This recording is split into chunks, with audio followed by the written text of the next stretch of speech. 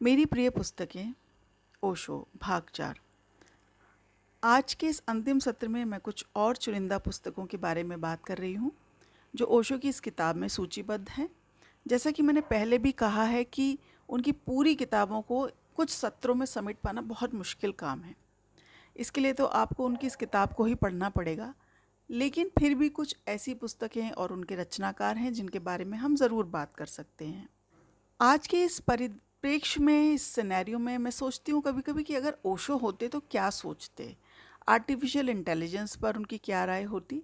आज की जो भी देश दुनिया की परिस्थितियाँ बनी हैं, युद्ध हो रहे हैं, ग्लोबल वार्मिंग है, एजुकेशन सिस्टम है, या एनवायरनमेंट के जो इश्यूज़ हैं, जो भी कैलेमिटीज़ हो रही हैं, उनके बारे में वो क्या सोचते। साइंस की जो रिसर्च हो रही है, स्पेस टेक्नोलॉजी या फिज़िक्स हो, केमिस्ट्री हो या जेनेटिक्स हो, उन सभी पर उनका क्या दृष्टिकोण होता। ये बड़ी ही अद्भुत परिकल्पना है, क्योंकि जब इस स्तर के विचारक और आध्यात्मिक गुरु उस मौजूदा समाज में होते हैं तो उनका दृष्टिकोण बहुत अलग और समग्र होता है, क्योंकि वो अतीत और भविष्य को एक साथ देख सकते हैं और उस पर अपनी बहुत ही सटीक राय रख सकते हैं। तो एक तरह से जब ऐसे लोग चले जाते हैं तो मौजूदा समाज वंचित हो जाता है एक नए दृष्टिकोण के लिए। बहरहाल सबसे पहली पुस्तक की चर्चा शुरू करते हैं। संत मलूकदास की है, दोहों की किताब है, जो कि हमारे यहाँ 16वीं शताब्दी में हुए थे और कबीर को अपना सद्गुरु मानते थे। उनका एक बहुत ही प्रसिद्ध दोहा है, अजगर करे न चाकरी, पंछी करे न काम, दास मलूका कही गए सबके दाता राम। ओशो ने इस दोहे को कोट किया है और कहा है कि अजगर न तो नौकरी करने जाता है, ना ही कोई पंछी स्कूल या कॉलेज जाता है, ना ही कोई और काम करता है।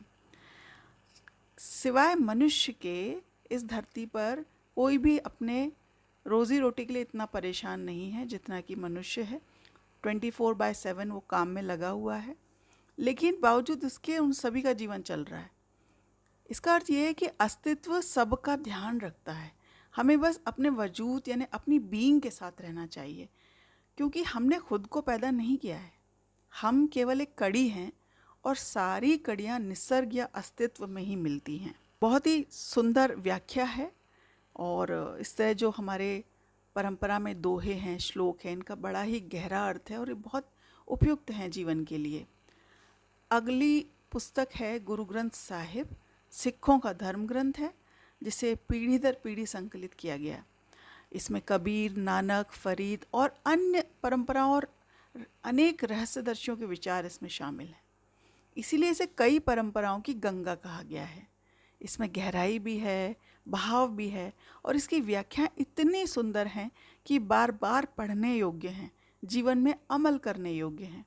गुरु ग्रंथ साहिब हमें बताता है कि प्रेम, सेवा और समर्पण ये ही आध्यात्मिकता की असली पहचान है। इसके बाद ओशो ने कश्मीरी कवयित्री हैं लल्ला, उनके बारे में चर्चा की है। लल्ला 14वीं शताब्दी में कश्मीर में रहीं। उनका जीवन बहुत कष्टों से भरा था, पर उन्होंने सब छोड़कर भक्ति का मार्ग अपनाया। वे शैव परंपरा से आई थी और अपनी कविताओं को वक्स या वत्सुन नामक शैली में लिखती थी। और कश्मीर के लोग तो यहाँ तक कहते हैं कि हम या तो अल्लाह को जानते हैं या लल्ला को जानते हैं। ये उनकी लोकप्रियता का प्रमाण है। ओशो कहते हैं कि लल्ला की भाषा बहुत अद्भुत है, क्योंकि वह बहुत भीतर की अनुभूति से निकली हुई है। और सच ही है, जिस किसी भी काम में जितना सत्य का प्रमाण होता है उतनी ही वह लंबी चलती है, वो टिकी रहती है सदियों तक, वह व्यक्ति चाहे हो या ना हो। अब बात करते हैं रमन महर्षि की। ओशो ने उनकी दी हुई विधि हु एम आई का जिक्र किया है। रमन महर्षि बहुत कम पढ़े लिखे थे, लेकिन ये उनकी छोटी सी पुस्तक और ये साधना विधि, मेडिटेशन की जो टेक्निक है, बहुत उपयोगी है। इसीलिए इस टेक्निक को उन्होंने कहा है एनलाइटेंड इंटेंसिव। इस विधि में आप अगर अपने आप से पूछेंगे दिन भर कि मैं कौन हूँ, हु एम आई, ये पूछना ही आपके मन पर एक गहरी छाप छोड़ता है और आप भीतर की खोज की यात्रा पर प्रवृत्त हो जाते हैं। ओशो ने भी कहा है कि यदि कोई इस प्रश्न पर ईमानदारी से ठहर जाए तो वही साधना है और वही मुक्ति का द्वार भी है। और ये विधि बहुत वैज्ञानिक है। ओशो ने विज्ञान और धर्म की भी बहुत सुंदर ढंग से परिभाषाएं दी हैं। वे कहते हैं कि कम से कम के बारे में अधिक से अधिक जानना वैज्ञानिक ढंग है। बिल्कुल सही बात है। हम विज्ञान में करते क्या हैं, हम उसको, जो भौतिक जगत है उसके छोटे छोटे भागों में उसे बांटते हैं। उसके बाद फिर हम हर छोटे भाग का एनालिसिस करते हैं, फिर हम सिंथेसिस करते हैं, और सिस्टमेटिक अप्रोच को ही हम साइंटिफिक मेथड कहते हैं। लेकिन धर्म बिल्कुल विपरीत बात है। आध्यात्मिकता का उच्च स्वरूप धर्म है, और उसके बारे में कह रहे हैं कि अधिक से अधिक के बारे में कम से कम जानना। यानी आप जितना जानते जाएंगे उतना ही आपको लगेगा कि आपको कुछ नहीं पता है, आप कुछ नहीं जानते हैं। और दोनों एक दूसरे के विपरीत दिशा में चलते हैं, लेकिन दोनों ज़रूरी हैं। और आइंस्टीन, जिन्होंने इतनी वैज्ञानिक खोजें की हैं, इतनी वैज्ञानिक खोजों के बावजूद आइंस्टीन इसीलिए अंत में यही कहकर गए थे कि उन्होंने केवल एक कण मात्र को ही जाना है, जबकि जानने के लिए अनंत शेष है। 60-70 के दशक में कोलकाता के एक चित्रकार और तंत्र के साधक थे, अजित मुखर्जी। उन्होंने तंत्र पेंटिंग्स पर बहुत गहरा काम किया है, और उन्होंने अपनी पुस्तक द तंत्रा वे, इसमें जितनी भी ज्योमेट्रिकल शेप्स हैं, बिंदु, त्रिकोण, स्वस्तिक, इन सब की बहुत ही वैज्ञानिक और दार्शनिक व्याख्या की है। उन्होंने इसमें खजुराहो के मंदिरों की भी जो आकृतियां हैं उनको भी लिया है।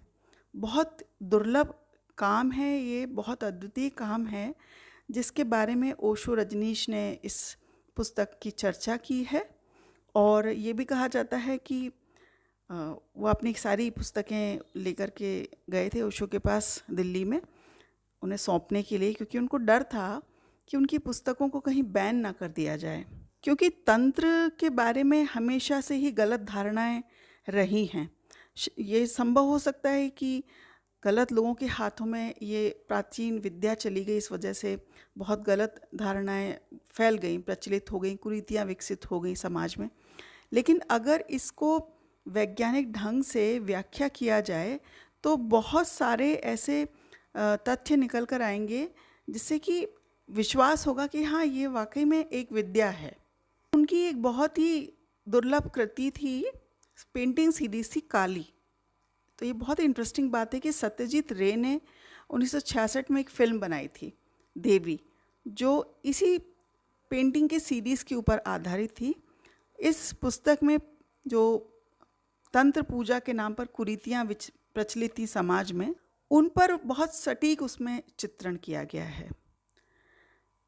इसके अलावा ओशो ने गौतम बुद्ध के ऊपर गीता दर्शन, अष्टावक्र महागीता, महावीर वाणी और जितने भी उपनिषद हैं प्रमुख, उन पर अपनी व्याख्या की है। इसके अलावा कई फ़िलासफ़र्स हैं, ख़ासकर वेस्टर्न फ़िलासफ़र्स, उनकी पुस्तकों की चर्चा भी उन्होंने इसमें की है। और ऐसे ऐसे अद्भुत आश्चर्य भरी उनकी टिप्पणियां हैं कि आपको बहुत कुछ शोध करने लायक उसके अंदर मिल जाता है। और इसलिए मेरा सुझाव है कि आप उसी पुस्तक को देखें एक बार। फिर भी अगर आपको लगता है कि किसी विशेष किताब के बारे में आप मेरी व्याख्या या मेरे विचारों के साथ उसको सुनना समझना चाहते हैं तो मुझे ज़रूर कमेंट करके बताएं। धन्यवाद।